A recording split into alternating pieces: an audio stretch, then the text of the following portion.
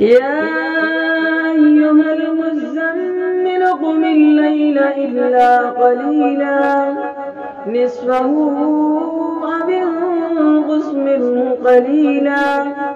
أو زد عليه ورتل القرآن ترتيلا إنا سنلقي عليك قولا ثقيلا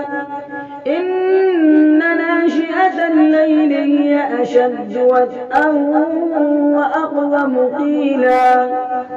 إن لك في النهار سبحا طويلا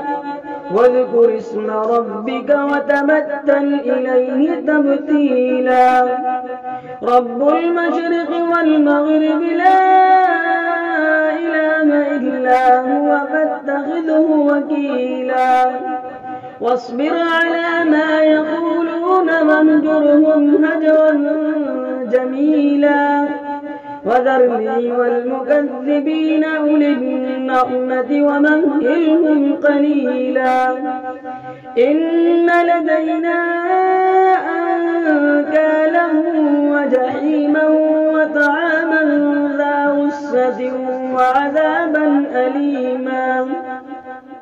يوم ترجف الأرض والجبال وكانت الجبال كثيبا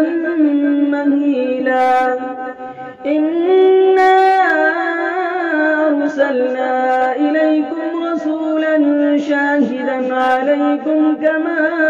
أرسلنا إلى فرعون رسولا فعصى فرعون الرسول فأخذناه أخذا وبيلا فكيف تتقون إن كفرتم يوما يجعل البلدان شيبا السماء منفطر به كان وعده مفعولا الله